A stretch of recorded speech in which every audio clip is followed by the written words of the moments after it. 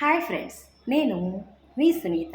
నేటి కథలో భాగంగా అంటూ దసరా మహోత్సవాల్లోని అమ్మవారైన సరస్వతి అమ్మవారికి సంబంధించిన ఒక కథ.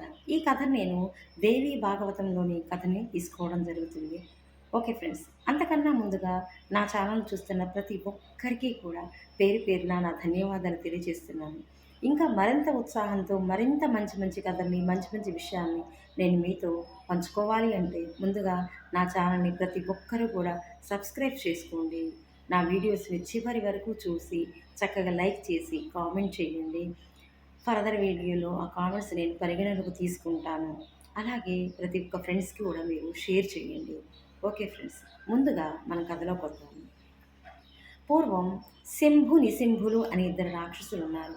ఈ రాక్షసులు వాళ్ళ కోరిక ఏంటి అంటే భూమండలాన్ని జయించడం. దానికి గాను ఘోర తపస్సు చేశారు. ఈ ఘోర తపస్సు చేసి అతను కొన్ని వరాలు పొందారు. ఏంటి అంటే వాళ్ళు ఏ జీవరాశి చేతిలోనూ చావు లేదు, ఒక స్త్రీ చేతిలో మాత్రమే చావు అనేది వాళ్ళ ఆలోచన అన్నమాట. అంటే స్త్రీ అంటే ఇక్కడ చాలా చిన్న చూపు. అంటే ఒక ఒక మగవాడిని ఆనందింపచేసే ఒక విలాస ఆట వస్తువే కానీ ఆటది ఆయనకి ఒక వ్యక్తిత్వం లేదు, ఒక ఏమీ లేదు అనేది వీళ్ళ యొక్క అభిప్రాయం. దాంతో ఒక స్త్రీ మాత్రమే మమ్మల్ని చంపగలదు అని చెప్పేసి వరాన్ని పొందారు. ఇంకా అలాగే లోకాల్లో అమరావతిలో ఉన్న దేవతల రాజధాని కదా అమరావతి. ఈ దేవతల రాజధానికి వెళ్ళి అక్కడ విధ్వంసం సృష్టించారు. ఆ అమరావతిని మొత్తం కూడా చేజిక్కించుకున్నారు. చేజిక్కించుకున్న తర్వాత అక్కడున్న కల్పవృక్షం, ఐరావతం, కామధేనువు అన్నిటినీ కూడా వాడు తీసుకో అనుకున్నారు. అప్పుడు నారద మహర్షి ఏమన్నాడంటే, ఇవన్నీ తీసుకెళ్తున్నారు, ఏం చేసుకుంటారు వీటితో? ఏం చేసుకోలేరు. మీరు వేరే వాళ్ళు వచ్చి మీ దగ్గర నుంచి లాక్కోవడం ఇదంతా ఎందుకు? వీటన్నిటినీ సృష్టించిన ఆ అమ్మనే నువ్వు జయిస్తే ఎంత బాగుంటుంది అని చెప్పేసి చెప్పేశాడు ఈ నారద మహర్షి. దానికి ఆలోచనలో పడ్డారు ఈ శంభు నిశంభులు. అమ్మని జయించాలా, మరి అమ్మ ఎక్కడ కనపడుతుంది అని చెప్పి చూశారు. అమ్మ మహామాయ. అమ్మ మాయ. మాయ అంటేనే కనిపించనిది. మహామాయ కనిపించలేదు. కనిపించలేదు సరే అని చెప్పేసి వాళ్ళు ఇక ఎక్కడి దగ్గర వదిలేసి అక్కడ ఉన్న దేవతలందరినీ కూడా తరిమేశారు. అది అలా ఖాళీగా వదిలేశారు. వాళ్ళ యొక్క పాతాళ లోకానికి వాళ్ళు వెళ్ళి ఉన్నారు. కానీ ఈ యొక్క దేవతలకు శక్తి సామర్థ్యాలు పెరగకుండా చెయ్యాలి అంటే యజ్ఞాలు, క్రతువులు, యాగాలు ఇవన్నిటినీ జరగకుండా, అంటే వాళ్ళు ఏంటంటే ఆ యాగాలు చేసేటప్పుడు ఆ విధ్వంసం సృష్టించడం, అందులో మాంసం ముక్కలేయడం, రక్తాన్ని పోయడం ఇలా చేస్తూ పాడు చేసేవాళ్ళంట. అంటే యజ్ఞ యాగాదుల వల్లే ఈ దేవతలకి శక్తి వస్తుందన్నమాట. ఆ శక్తి రానియకుండా చేయడం కోసమే ఈ యొక్క శంభు నిశంభులు అలా ప్రవర్తించేవాళ్ళు అనమాట. ఇలా కాలం గడుస్తుంది. ఇక దేవతలకు కూడా చాలా కష్టం అనిపించింది. ఆ మహామాయ దగ్గరికి వచ్చేసారు. వచ్చి వాళ్ళ కష్టాన్నంతా వెళ్ళబోసుకున్నారు. అమ్మా దేవి, ఏంటమ్మా, ఏంటి ఈ వైపరీత్యం? వాళ్ళు రాక్షసులు ఏంటి ఇది చూడు ఇలా చేస్తున్నారు. వాళ్ళని సృష్టించింది నువ్వే, మమ్మల్ని సృష్టించింది నువ్వే కదమ్మా, ఎందుకమ్మా ఇంత తేడా అంటే అప్పుడు అన్నది అమ్మ, అవును అవును నాయన, నేను సృష్టించాను, వాళ్ళని నేనే సృష్టించాను, వీళ్ళని నేనే సృష్టించాను. వాళ్ళు ఒక అవిద్య అంటే ఒక అజ్ఞానంలో ఉన్నారు.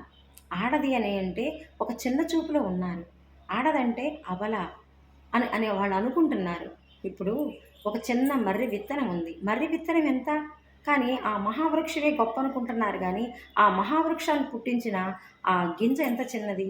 ఇప్పుడు ఈ సృష్టి మహాసృష్టినంతా సృష్టించిన ఈ అమ్మ కన్నా ఆ ఆ అమ్మ తను చంపలేదనే ఒక వెర్రి ఆలోచనతో ఉన్నాడు అంటే అతను ఎంత అజ్ఞానంలో ఉన్నాడు అని చెప్పేసి అమ్మ చెప్పింది.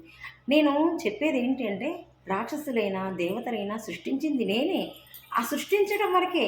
ఆ బుద్ధి, ఆ యొక్క విజ్ఞానం, ఆ యొక్క తెలివితేటలతో ఆ జీవితాన్ని ఎలా అంటే ఒక మంచివాళ్ళు గాను, చెడ్డవాళ్ళు గాను, ఉత్తములుగా ఎలా ఉండాలి అనేది మీ యొక్క విఘ్నత, మీ యొక్క ఆలోచన, మీ యొక్క తెలివితేటలు. అంటే అక్కడ అవిద్య అంటే జ్ఞానం లేకపోవడం అనేది ఉన్నప్పుడు మనం ఎటు చూసినా మనకి అజ్ఞానమే కనిపిస్తుంది. వాళ్ళు అజ్ఞానంలో కొట్టుమిట్టాడుతున్నారు అంటే మరి ఆ అజ్ఞానం ఏంటి? ఇప్పుడు వాళ్ళ నుంచి మన మన రాజధానిని మనం కాపాడుకోవాలంటే ఇప్పుడు మనం ఏం చెయ్యాలి అని చెప్పేసి అడిగినప్పుడు ఆ మహామాయే ఎవరు ఒక రూపంలో బయటకు వచ్చింది. ఆ రూపం ఏంటంటే సరస్వతి అమ్మవారి రూపం అన్నమాట. ఆ అమ్మని చూడంగానే ఎంత అందంగా ఉంది, ఎంత లాలిత్యంగా ఉంది. అంటే ఎంత సౌకుమార్యంగా ఉంది. ఎంత సున్నితమైన, ఎంత లాలిత్యం ఉన్న ఈ అమ్మ అంత భయంకరమైన రాక్షసుని చంపగలదా? అంటే మరి అదే గదా! అమ్మని ఆడది అంటే చూడంగానే ఆడవాళ్ళు సౌకుమార్యంగా, అందంగా, నాజూగ్గా వాళ్ళు ఏమీ తెలియని అనుకుంటారు. అది ఎంత అవాస్తవం అనేది ఈ రూపంలో ఈ శంభుని, శంభుల్ని చంపడానికి గల కారణం ఆ దైవం మనకు చెప్పేది ఇదే అన్నమాట. అంటే ఇక్కడ చూసేది కాదు. ఆ బుద్ధి కుశలత, ఆ జ్ఞానం అనేది చాలా గొప్పది అనేది మనం చెప్పుకుంటాం అన్నమాట. సరే కథలోకొద్దాం. ఇక అమ్మ ఒక హంసవాహనంలో తెల్లని వస్త్రాలు ధరించి, చక్కగా తెల్లని పూలు ధరించి, ఆ తెల్లని నగలు అన్నీ తెలిపే అన్నమాట. ఎంతో సౌకుమార్యంగా, ఎంతో అందంగా, ఎంతో లాలిత్యంగా వీణ వాయిస్తూ వస్తే అమ్మ ఇక హిమాలయాల్లోకి వెళ్ళింది. వెళ్ళినప్పుడు ఈ నారదుడు వెళ్ళి శంభుని దగ్గరికి వెళ్ళి చెప్పాడు. ఏమని ఆళ్ళు శంభుని అడిగారు నారదుడిని. మీ దేవతలంతా ఎక్కడున్నారు అని. వాళ్ళకేమయ్యా బ్రహ్మాండంగా ఉన్నారు. ఆ మహామాయ సంరక్షణలో వాళ్ళు సంతోషంగా ఉన్నారు అని చెప్పాడు. వీళ్ళకి కోపం వచ్చేసింది. అంటే ఏంటి? అంటే మేము ఇంత ఇబ్బందులు పాలు చేసిన వాళ్ళు మహామాయనేమో రక్షిస్తుందా? అసలు మహామాయ ఎవరు? ఆడమనిషా? అందంగా ఉందా? అన్న అందమేంటమ్మా? ఆమె త్రిలోక సుందరి. ఆమె ఆమె అందం, ఆమె గొప్పతనం నీకు చెప్పడం అనర్వి కాదు. అంటే మరి అంత అందగత్తే ఎక్కడో హిమాలయాల్లో ఉండడం ఏంటి? మేము భూమండలాన్ని ఏలాం కదా! మా దగ్గర మా భార్యగా ఉండాలి గదా! మాతో చక్కగా బతకాలి గదా ఆమె. సరే, ఆ అందానికి తగ్గట్టుగా మాకు భార్యగా ఉండాలి గానీ, ఎవ్వరో ఎక్కడో తిరగటం ఏంటి అని చెప్పేసి ఆ శంభుడు ఏం చేశారంటే చండముండాసురులనే ఇద్దరు రాక్షసుల్ని అక్కడికి పంపించారు. వాళ్ళు వెతుకుతున్నారు. ఎంత వెతికినా అమ్మ కనిపించలేదు. కనిపించదు. ఎందుకు అంటే అజ్ఞానపు పొరలు కమ్మి ఉన్నాయి వాళ్ళకి. వాళ్ళు తప్పుడు దృష్టితో అమ్మను చూస్తున్నారు. కనిపించలేదు. విసిగి వేసారిపోయి అక్కడ కూర్చుని ధ్రుమలోచనుడనే ఇంకో రాక్షసుని కొంత సైన్యాన్నిచ్చి అమ్మని వెతకడం కోసం పంపించారు. అక్కడ వెతకగా అమ్మ కనిపించింది. కనిపించేసరికి ఏం పిల్ల? వాళ్ళ పిలుపు చూడండి. ఏం పిల్ల? మా చండముండాసురులు వాళ్ళు నేను తీసుకురమ్మన్నారు. మా రాజుగారైనా శంభుని పెళ్లి చేసుకోవాలంట నువ్వు. అందులో ఎవరిని చేసుకుంటావు నీ ఇష్టం అని ఇలా అన్నారు.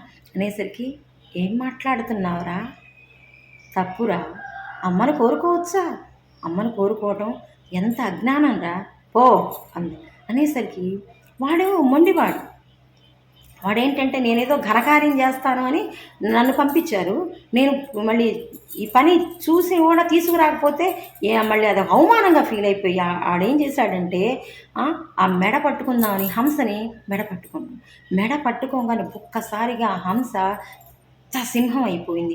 అమ్మవారు ఎంతో సౌకుమార్యంగా, ఎంతో ప్రసన్నవదనంతో లాలిత్యంగా ఉన్న అమ్మవారు ఉగ్రురాలైపోయింది.